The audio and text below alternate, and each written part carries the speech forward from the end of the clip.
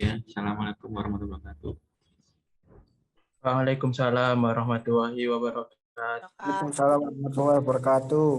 Masih menunggu kehadirannya. Mohon maaf ya karena kematanya. Sinyalnya juga sedang buruk di tempat saya. Baik, untuk sekarang masih jadwalnya presentasi kelompok ya. Bisa langsung aja bagi presentasi.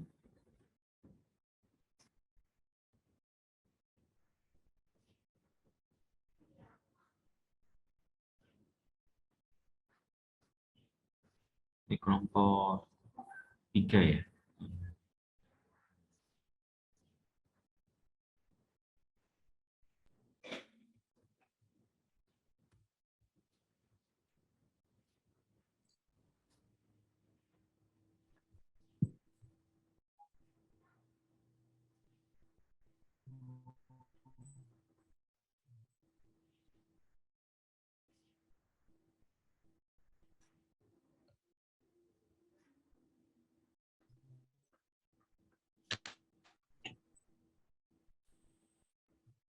Kelompok 3 nggih, Pak.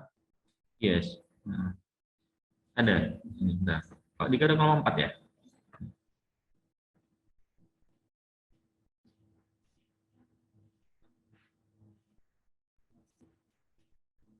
Oh, kelompok 3 ya? Gimana ya?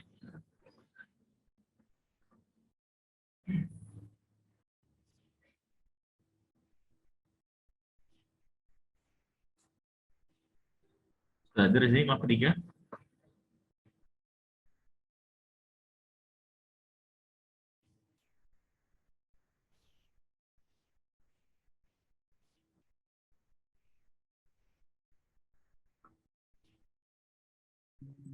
Ya, kelompok 3 udah hadir di ruang segini.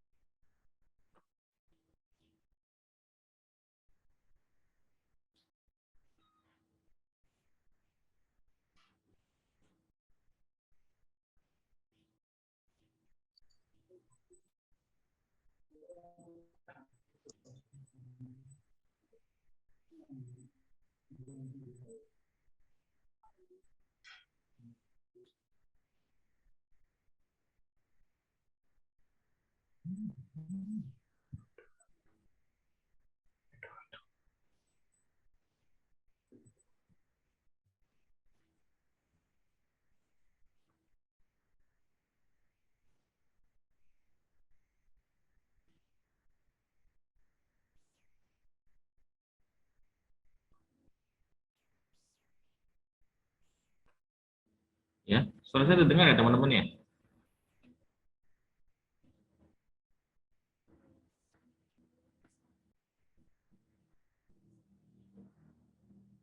Suara saya terdengar teman-teman? Terdengar, Pak. Ya, oke. Benar, Pak.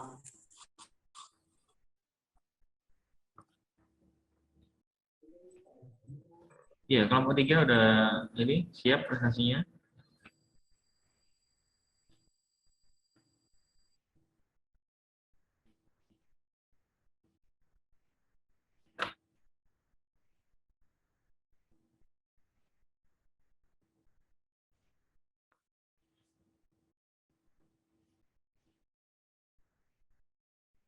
Masih terus ya kelompok 3 ya?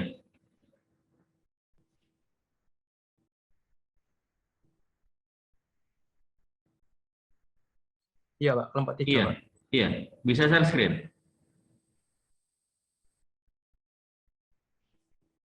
Iya, Pak.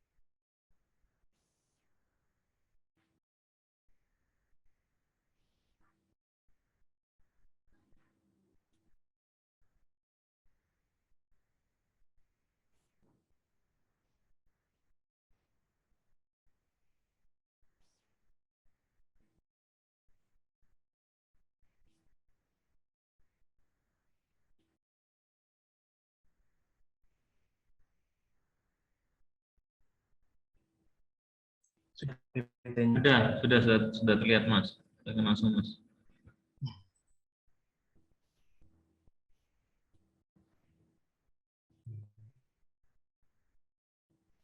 Waalaikumsalam warahmatullahi Waalaikumsalam warahmatullahi wabarakatuh. wabarakatuh. Pada kesempatan kali ini kami ingin menjelaskan mengenai materi hasil diskusi kelompok kami. Sebelum saya mulai, izinkan saya memperkenalkan rekan saya yang sudah berkontribusi dalam mengerjakan tugas ini. Yang pertama ada Firman Satriyododo, yang kedua Krisnorik Hendriansa, yang ketiga saya sendiri, yang keempat Lailatus Sukriya, yang kelima Dinda Rizky Anna Putri.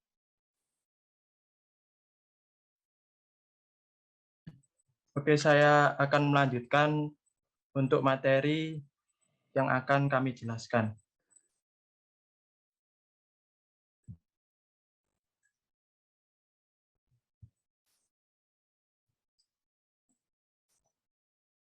Kami ingin menjelaskan mengenai studi kasus dari PT Amanda melakukan kepemilikan silang atau cross-holding kepada PT Barisan dan PT Cakra dalam bidang usaha telekomunikasi dengan produk sejenis. Saham PT Amanda di PT Barisan sebesar 35%, sedangkan di PT Cakra sebesar 40,81%. Padahal pangsa pasar PT Barisan sudah mencapai 51% dan PT Cakra sebesar 22,7%.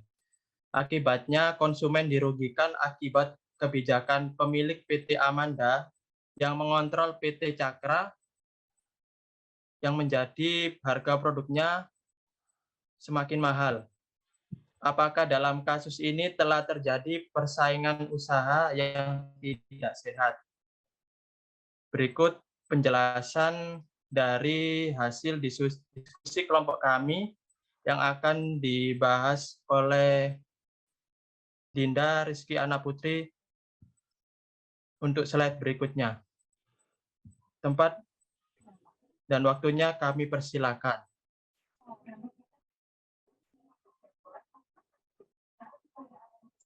Pembahasan kepemilikan saham untuk kepentingan perusahaan itu sendiri, baik yang dilakukan secara langsung maupun melalui skema kepemilikan saham silang, dengan atau tanpa perusahaan perantara, merupakan perbuatan melawan hukum. Selanjutnya, Undang-Undang Nomor 5 Tahun 1999 dalam pasal 27 melarang adanya kepemilikan saham mayoritas di beberapa perusahaan yang melakukan kegiatan usaha sejenis di pasar tertentu yang saling berkaitan atau sama. Larangan tersebut juga meliputi ketentuan tentang pendirian beberapa perusahaan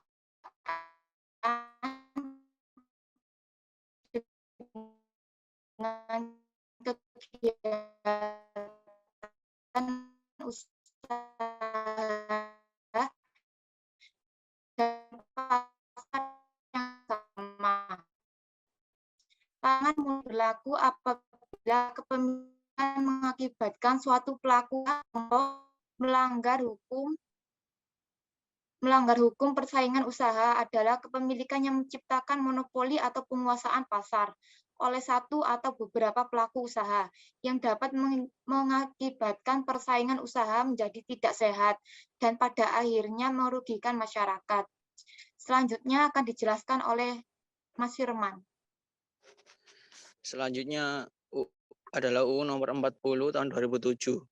Di dalam pasal 126 ayat 1 menentukan bahwa penggabungan, peleburan, pengambil alihan atau pemisahan tidak dapat dilakukan apabila merugikan kepentingan pihak tertentu, serta mencegah kemungkinan terjadinya monopoli atau monopsoni atau keadaan pasar dengan jumlah penjual yang banyak dan pembeli hanya tunggal di masyarakat.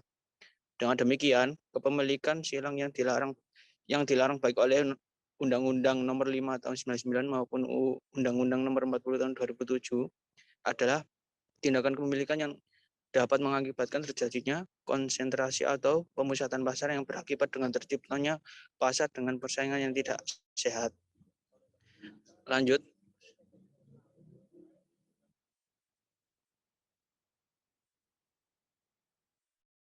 Dilihat dari sisi permodalan dan pengeluaran saham yang baru, maka kepemilikan silang secara real tidak menghasilkan adanya setoran modal baru yang seharusnya dapat meningkatkan modal dan mengembangkan usaha perusahaan. Bahkan hal tersebut cenderung menyebabkan terjadinya pencampuran kepemilikan dan pengurusan antara perseroan yang satu dengan yang lainnya. Hal ini tidak dapat mengakibatkan ketidakjelasan, ketidakpastian, dan ketidakadilan bagi para pelaku usaha, pesaing, maupun masyarakat.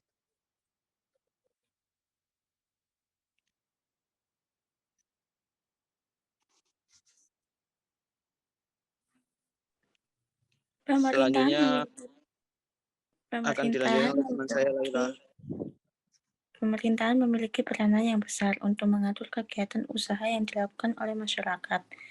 Demi kepentingan nasional maupun internasional, pengaturan tersebut diwujudkan melalui penerapan hukum yang bertujuan untuk mengatur, melindungi, dan merencanakan pembangunan kehidupan ekonomi yang adil dan sejahtera bagi masyarakat.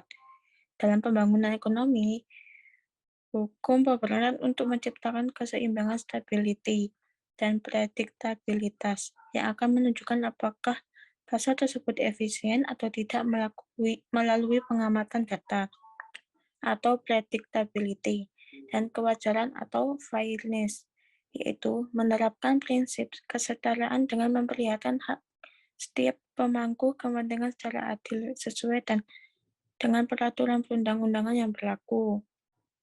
Next.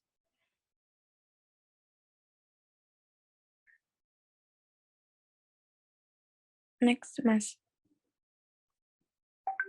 Perbedaan struktur pasar tersebut dikarenakan adanya perbedaan tingkatan penguasaan pasar atau degree of market power dan karakteristik di masing-masing struktur pasar. Penguasaan pasar tersebut pada dasarnya merupakan kemampuan perusahaan tertentu dalam mempengaruhi harga pasar. Upaya untuk mempengaruhi pasar tersebut antara lain dilakukan dengan cara mengendalikan perilaku para pelaku usaha pada bidang tertentu. Pengendalian perilaku para pelaku usaha dapat dilakukan dengan menguasai manajemen perusahaannya, baik melalui holding company maupun anak perusahaannya. Selanjutnya akan dipresentasikan atau dilanjutkan oleh Mas Krisnori.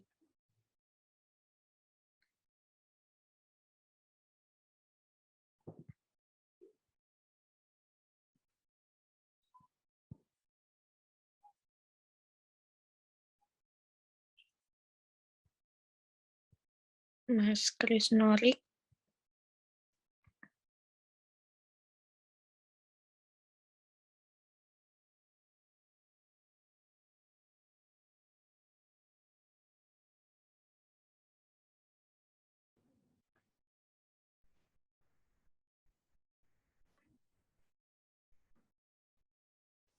Siapa yang bacakan selanjutnya?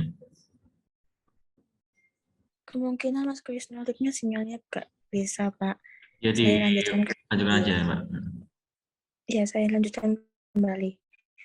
Penguasaan pasar merupakan salah satu bentuk kegiatan monopoli, di mana monopoli tersebut diartikan sebagai suatu kekuatan yang dapat mengontrol dalam pasar. Tanpa persaingan sehat, maka pelaku pasar melalui kekuatannya yang menguasai pasar tersebut dapat menentukan harga dan tentang ini kemudian banyak pihak berpendapat bahwa keberadaan kepemilikan saham silang berpotensi menimbulkan persaingan yang tidak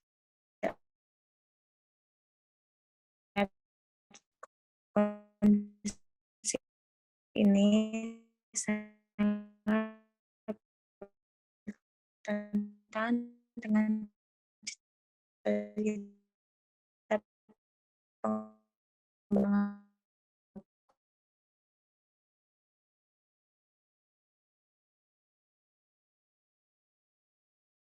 produk sejenis yang ditawarkan oleh PT Barisan.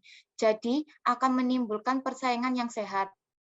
Pernyataan kedua, apabila produk yang dibeli oleh masyarakat lebih mahal, maka akan merugikan konsumen, sehingga terjadi praktik monopoli dengan bidang usaha sejenis. Dengan kepemilikan silang semakin terpusat pada kekuatan tertentu.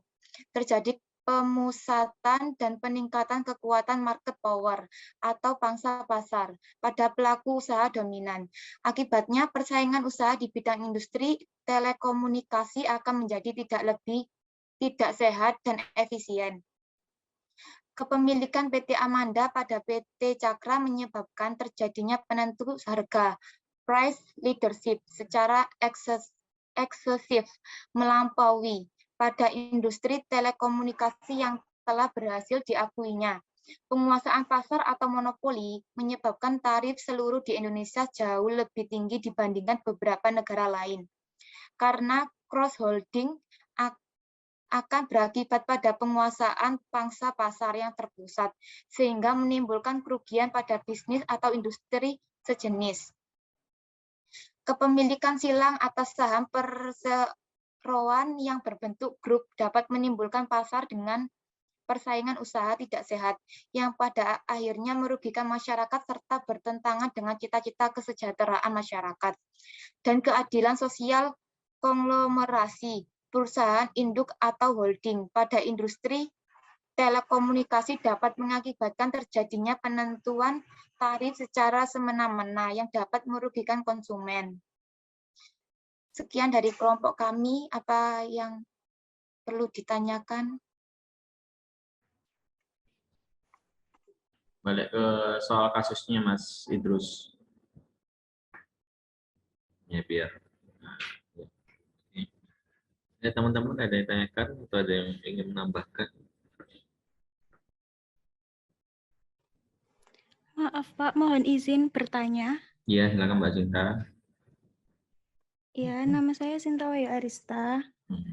Ini, apakah boleh misalnya kepemilikan cross holding atau Ya. saham silang ini dalam perseroan?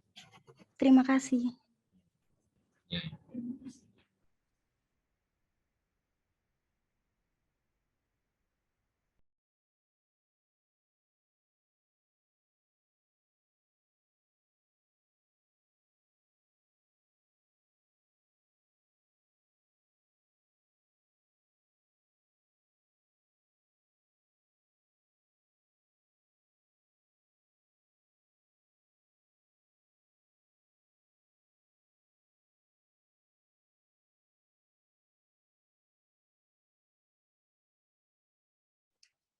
Permisi, untuk pertanyaannya Mbak Sinta bisa saya jawab? Ya, silakan langsung aja Mbak, nanti saya tambahkan. Untuk kepemilikan saham silang atau cross holding diatur dalam pasal 63 Undang-Undang Nomor 40 Tahun 2007 tentang perseroan terbatas. Pada prinsipnya, saham yang dikeluarkan oleh perseroan merupakan suatu upaya perseroan untuk mengumpulkan modal. Namun, dalam pasal ini menyatakan bahwa perseroan dilarang untuk mengeluarkan saham baik untuk dimiliki sendiri maupun dimiliki oleh perseroan. Untuk cross holding terjadi apabila perseroan dimiliki saham yang dikeluarkan oleh perseroan lain yang memiliki saham perseroan tersebut baik secara langsung maupun tidak langsung. Jadi untuk kepemilikan cross holding itu biasanya dilarang. Apakah paham Mbak Sinta?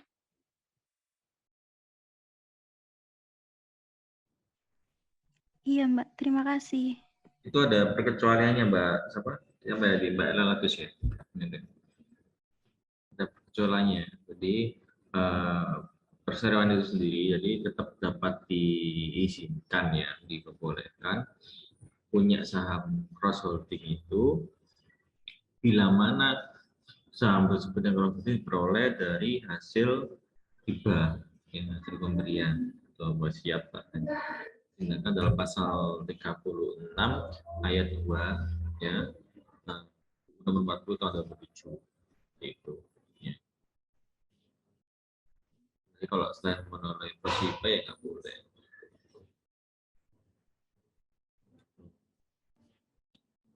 Nah, ini di kasus ini saya di satu lini ini ya, telekomunikasi ya. Jadi komunikasi di satu lini telekomunikasi dengan bidang yang sama itu nggak boleh. Soalnya kalau misalkan ini pada satu beda cakra ini ya beda lini produk ya, satu informasi satu reputasi itu baru boleh. Soalnya ini kan monopoli terkait dengan kepemilikan saham di atas 50% ya. Sebagai pengusahaan pasar pasar di sini disebutkan di atas 50% oleh PT Barisan. Jadi sudah jelas. Nah, ini mengindikasikan tentang persaingan usaha yang sehat.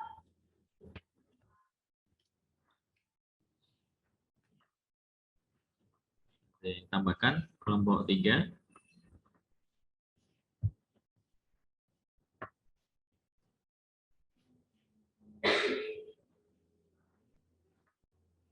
Yang lain ada yang tanyakan lagi?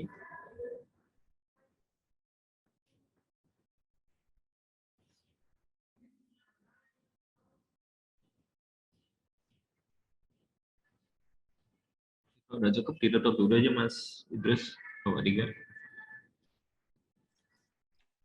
Sekian presentasi dari kelompok kami. Apabila ada salah kata, kami mohon maaf. Saya akhiri. Wassalamualaikum warahmatullahi wabarakatuh. Waalaikumsalam. Ya, teman-teman, ini berhubung waktunya mau habis ya, belum bisa login sesi sekali lagi ya untuk presentasi kelompok 4 ya. Ya, saya kira dulu bisa langsung login aja setelah ini dengan link yang sama.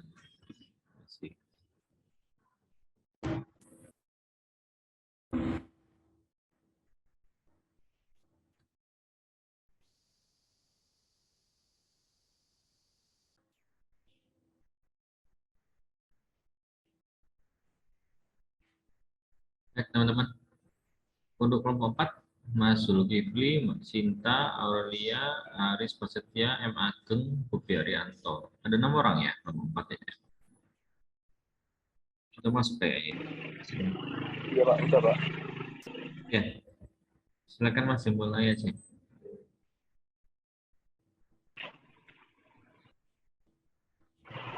Tutup dulu Pak, sambil ngecas. Ya, ya. Bisa share screen kelompok 4?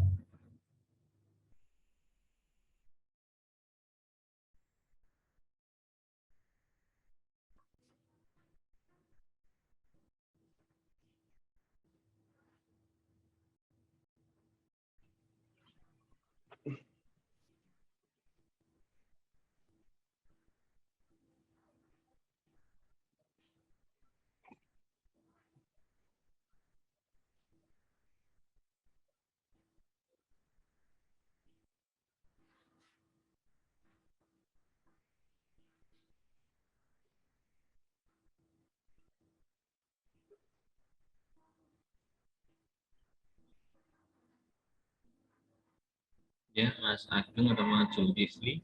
Mana? Iya Pak. Ya, oke. Oke Pak.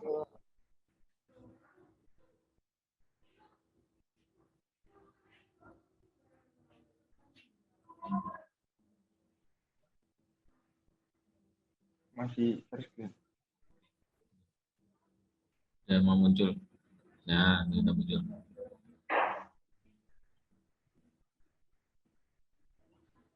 Bisa dimulai Pak. Silakan Mas. Assalamualaikum warahmatullahi wabarakatuh. Waalaikumsalam. Waalaikumsalam warahmatullahi wabarakatuh. Sebelumnya perkenalkan, saya perwakilan dari kelompok 4. Nah, di sini ada 6 anggota kelompok. Yang pertama, saya sendiri Muhammad Ageng Prayugo, Mas M. Muhammad Zulkifli, Sinta Wayu Arsita, Aurelia Hawa, Aris Prasetya, dan Bobi Arianto. Untuk langsung saja pada masuk ke materinya. Yang nggak hadir siapa, Mas? Yang nggak hadir di ruang Zoom ini? Oh ya, yang tidak hadir ada Bobi Arianto, Pak. Oh, apa? Jadi ya, Oh, oke. masuk malam. Ya, ya udah lanjut aja. Baik, untuk selanjutnya langsung saja slide kedua akan dibacakan oleh Sinta Wayu Arsita. Kasus yang akan kita bahas malam ini adalah ada 2 perusahaan produsen motor di Indonesia, yaitu PT A dan PT B, dinyatakan oleh Komisi Pengawas Persaingan Usaha atau biasa disebut KPPU, telah bekerja sama dalam memasarkan produk sejenis. KPPU menilai adanya pemberlakuan harga motor yang tidak wajar.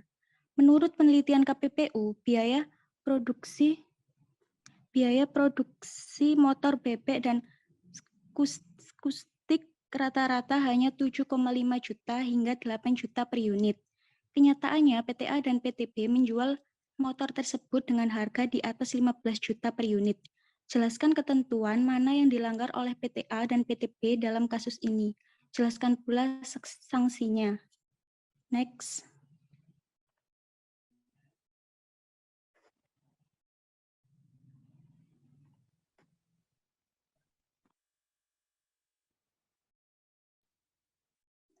Jadi ketentuan yang dilanggar oleh PT A dan PT B sesuai dengan Undang-Undang Nomor 5 Tahun 1999 yang mengatur tentang larangan praktek monopoli dan persaingan usaha tidak sehat, sesuai dengan asas dan tujuan pada pasal 2 yang berbunyi pelaku usaha di Indonesia dalam menjalankan kegiatan-kegiatan usahanya berasaskan demokrasi ekonomi dan memperhatikan keseimbangan antara kepentingan pelaku usaha dan kepentingan umum. Selanjutnya akan dijelaskan oleh Aris Prasetya.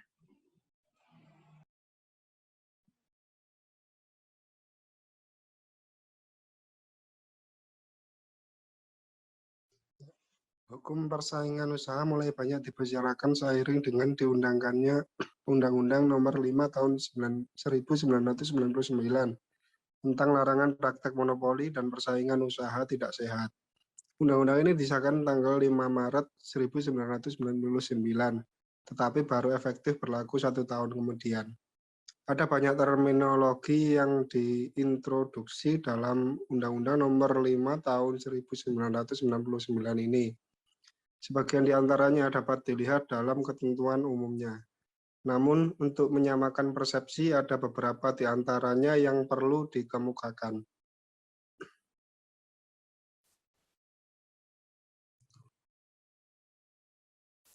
Pertama, undang-undang ini membedakan istilah monopoli dan praktek monopoli. Kata monopoli adalah kata yang bermakna netral, yaitu penguasaan atas produksi dan atau pemasaran barang dan atau atas penggunaan jasa tertentu oleh satu pelaku usaha atau satu kelompok pelaku usaha. Penguasaan demikian tidak harus berarti negatif. Kedua, sekalipun UU Nomor 5 Tahun 1999 sering diberi nama lain sebagai Undang-Undang Anti Monopoli, pada dasarnya monopoli hanya salah satu jenis kegiatan yang disebut dalam undang-undang ini. Di samping ada bentuk-bentuk kegiatan yang dilarang, juga ada bentuk-bentuk perjanjian yang dilarang. Penyebutan UU anti monopoli seperti gagasan DPR saat itu untuk menyebut UU Nomor 5 Tahun 1999. Dengan demikian menjadi kurang undang larangan persaingan usaha tidak sehat atau undang-undang anti persaingan curang. Selanjutnya akan dibacakan oleh teman saya.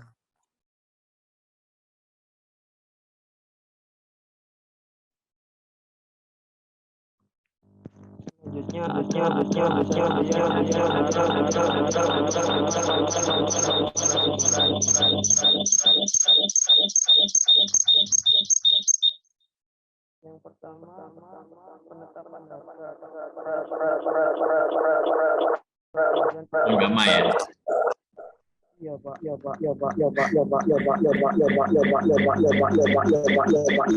Gendel, Mas Ageng aja.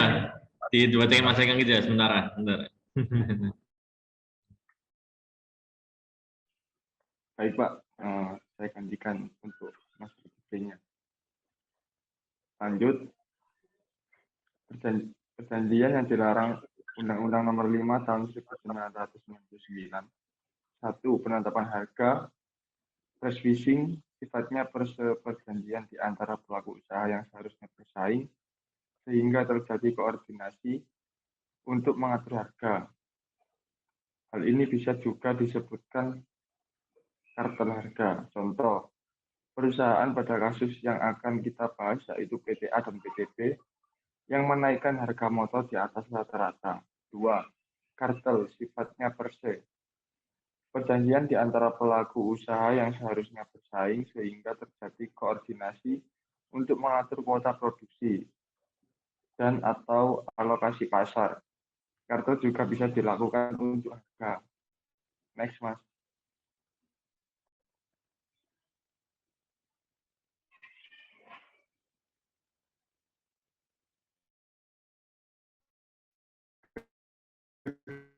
Kegiatan yang dilarang.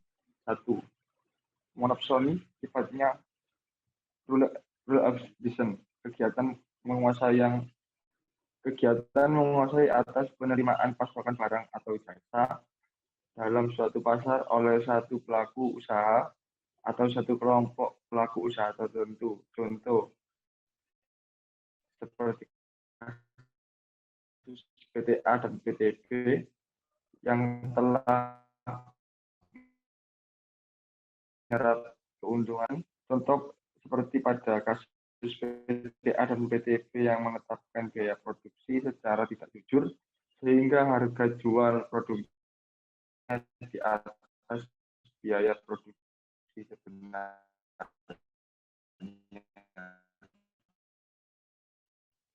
Selanjutnya.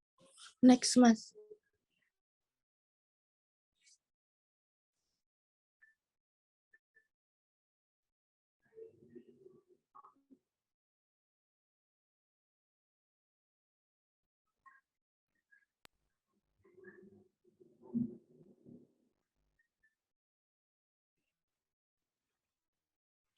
Slide 8, Pak.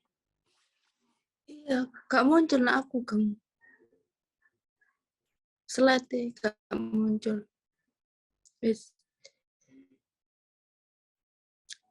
Sanksi yang ditetapkan ada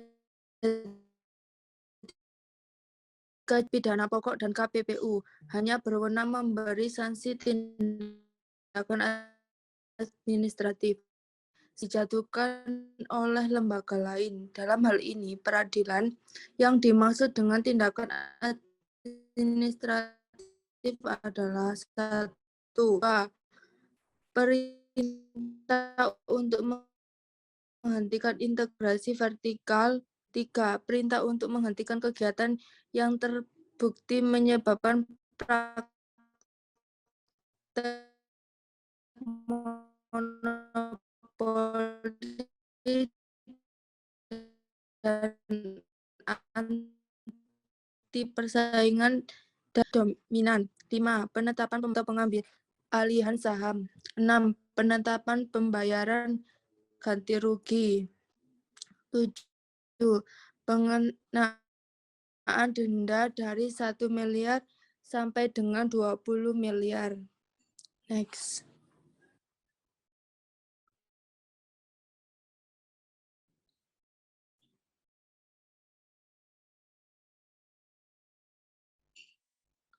Next, Mas.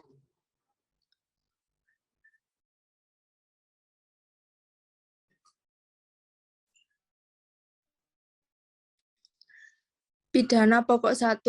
Denda sebesar 25 miliar sampai dengan 100 miliar atau keuangan pengganti denda selama 6 bulan. Kurungan.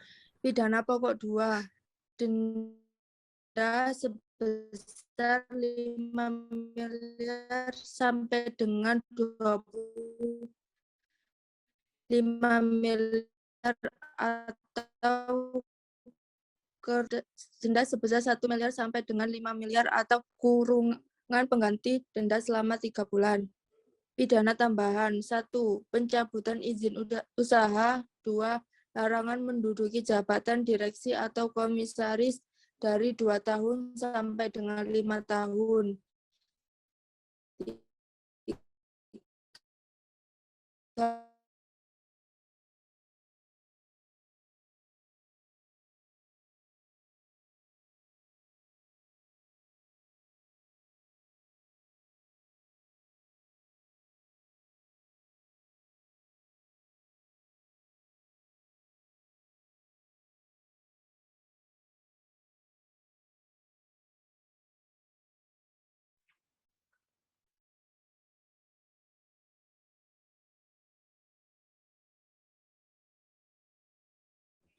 Sudah ya presentasinya. Mohon maaf Pak Satrio. Ya, saya sambung lagi Mas. Oke, sudah ya tadi ya presentasinya. Maaf. Sudah ya, sudah. Mas tadi kan Ini apakah gimana? Saya membuka pertanyaan. Apakah saya membuka pertanyaan teman-teman? Iya, silakan buka aja. Bang, ada yang kurang jelas. Ya, mohon maaf teman-teman jika yang pertanyaan dipersilakan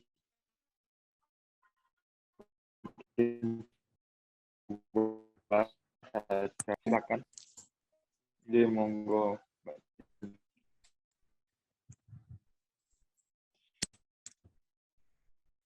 Apa tahun 1999 di Indonesia tidak ada peraturan tentang praktek monopoli? Terima kasih.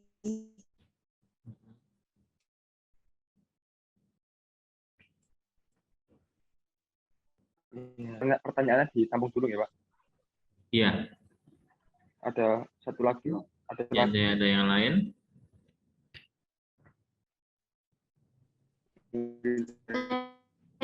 Ada di Indonesia.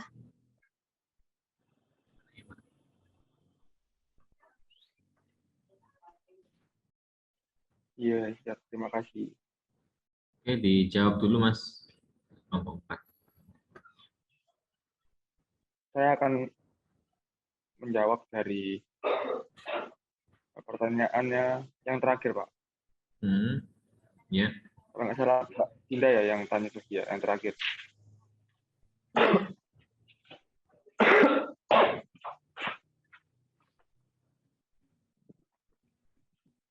Pertanyaannya yaitu, mengapa undang-undang persaingan ada di Indonesia? Lahirnya undang-undang persaingan usaha sebenarnya tidak lepas dari bisnis moneter yang kemudian berlanjut pada krisis ekonomi yang melanda Indonesia di pertengahan tahun 1997, di mana pemerintah disadarkan bahwa sebenarnya fundamental ekonomi Indonesia pada waktu itu ternyata begitu lemah. Lemahnya fundamental ekonomi Indonesia terjadi karena berbagai kebijakan pemerintah di berbagai sektor ekonomi yang kurang tepat. Ya, Pak. Untuk pertanyaan yang satunya mungkin dijawab oleh teman-teman yang lain.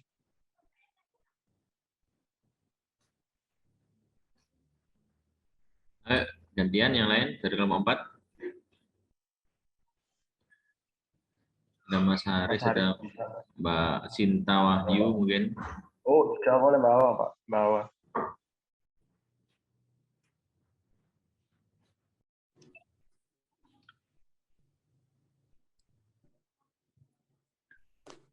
Ya, saya akan menjawab pertanyaan yang pertama. Apakah sebelum adanya UU nomor 5 tahun 1999 di Indonesia tidak ada peraturan tentang praktek monopoli? Selama ini banyak kalangan yang berpendapat bahwa di Indonesia tidak ada peraturan tentang praktek monopoli, sehingga terjadi kekosongan hukum. Kasusnya dalam hukum persaingan, hal inilah yang dianggap sebagai penyebab praktik monopoli di Indonesia tumbuh subur. Anggapan tentang kekosongan hukum ini merupakan sesuatu kekeliruan, sebab secara sporadis terhadap beberapa perangkat hukum positif di dalam hukum perdata di Indonesia yang menyinggung secara parsial tentang praktek usaha yang tidak sehat ini.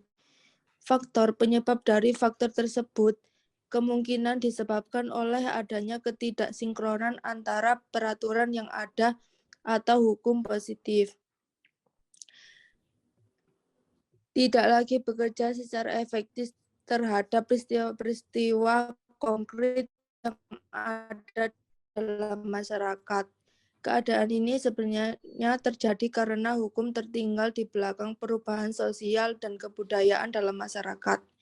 Yang dimaksud dengan hukum tertinggal ialah apabila hukum tersebut tidak dapat memenuhi kebutuhan masyarakat pada suatu waktu dan tempat tertentu.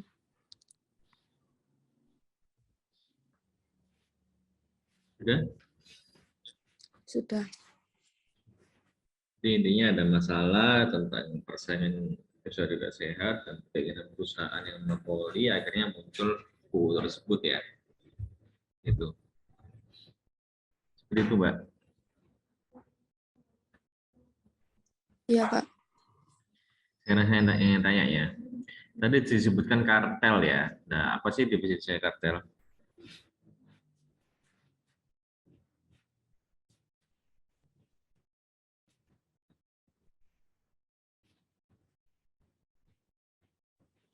Maaf Pak, boleh diulang pertanyaannya? Tadi kan disebutkan soal kartel. Nah, Ya, maksudnya definisinya kartel itu dan contohnya seperti gimana? itu mohon izin menjawab ya Pak. Iya, Kartel merupakan suatu hubungan adanya kerjasama antara beberapa kelompok produsen seperti Ya. yang dijelaskan antara PTA dan PTB dalam melakukan produksi barang serta memasarkannya yang bertujuan menetapkan harga seperti PTA dan PTB yang menetapkan harga hingga 50% lebih tinggi penjual lainnya. Seperti itu, Pak.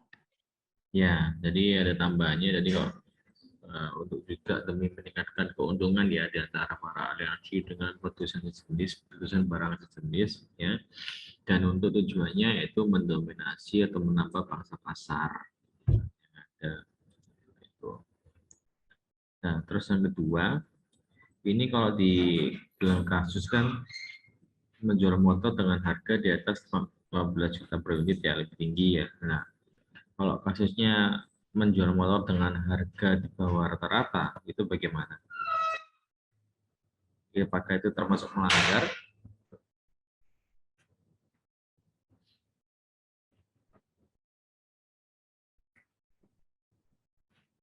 Bisa dipahami ya, kelompok 4 ya, tanyanya.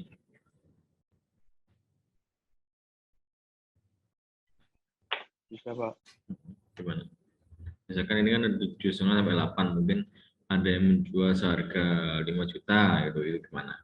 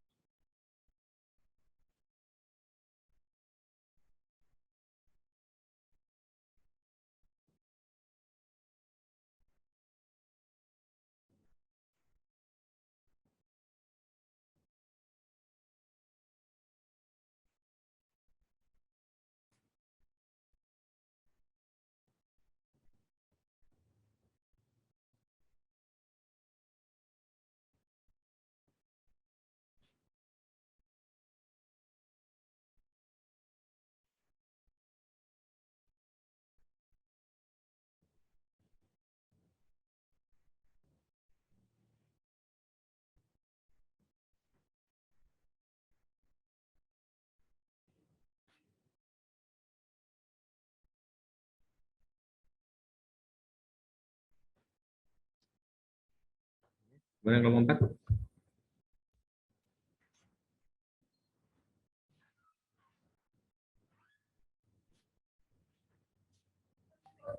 Iya, Pak. Ya, gimana jawabannya?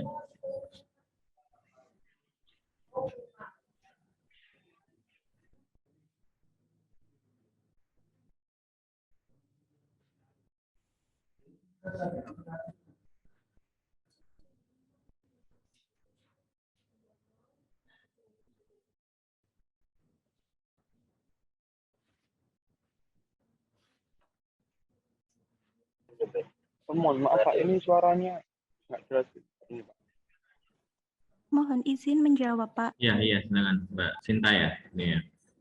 Iya, Ya. gini Pak, jadi sesuai dengan pasal 20 Undang-Undang Nomor 5 Tahun 1999, ini tuh menjelaskan bahwa pelaku usaha ini dilarang melakukan pemasokan barang atau jasa dengan cara menjual terlalu rugi atau menetapkan harga yang sangat rendah dengan tujuan menyingkirkan usaha pesaingnya dari pasar sehingga mengakibatkan terjadinya praktek monopoli atau persaingan usaha tidak sehat.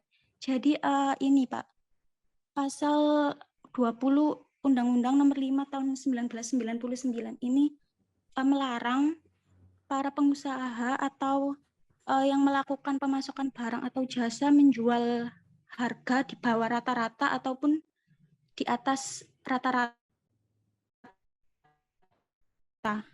Ya. Seperti yang dilakukan oleh PTA dan PTB. Seperti itu, Pak. Ya, bagus. Tepat jawabannya. Ya, jadi meskipun menjual pun di bawah harga rata pasaran itu tetap nggak boleh ya. Karena nantinya dicurigai itu akan yang sangat akan mendominasi pasar. Jadi pasar dominan tetap diakui dari produsen yang terlalu curiga dalam menurunkan harga ya bawah pasaran yang rata-rata. Jadi di bawah harga pasaran nggak boleh, dan atas harga pasaran nggak boleh. Jadi harus mengikuti struktur harga di pasar yang berlaku. Itu.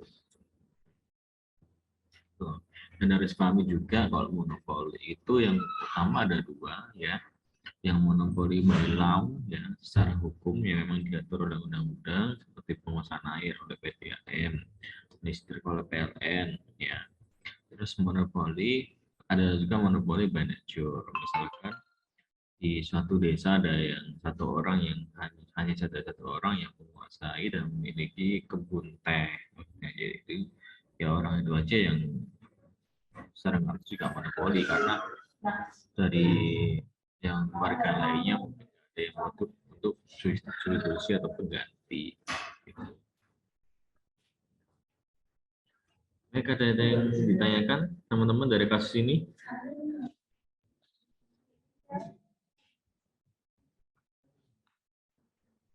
Oh, ada yang tambahkan lagi kelompok 4?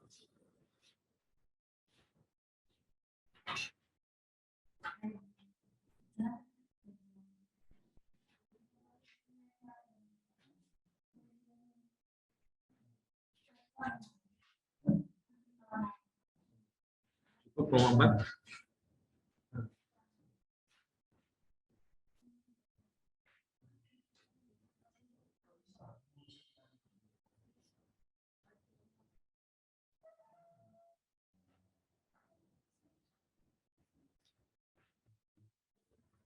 Ya, kelompok 4 cukup? Nggak ada yang disampaikan lagi? Imam, mungkin cukup. Ya, oke, ditutup aja. Mas.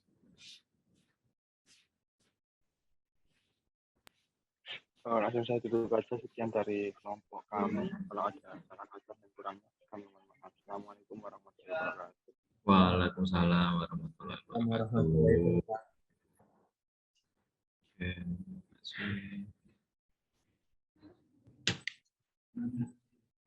Ya, terima kasih teman-teman. Ya, terima kasih. Tadi dari kelompok 3 dan kelompok 4 ya, itu ini ya anggota kelompoknya mengajarkan saling mengajarkan semua ya. Jadi maksudnya saya masukkan nilai semua ya. Jadi kan kalau dari awal saya sudah bilang kalau misalkan ada anggota kelompok yang ikut mengajarkan ya bilang aja, nanti akan saya nggak akan saya nilai untuk di learningnya itu. Gimana kalau mereka kelompok 4 mengajarkan semua ya teman-temannya yang di daftar ya? Iya, Pak. Oke, Pak. Berusaha fair aja ya dalam sini. Oke, jangan lupa yang hadir di sini presensinya di e-learning ya, isi. Terus materinya bisa didownload itu tentang hukum pertanahan ya. Kalau ada yang kurang jelas bisa tanyakan ke saya minggu depan. Kita baca dulu. Nah, itu materinya cukup kompleks juga. Ya, seperti yang dibebankan.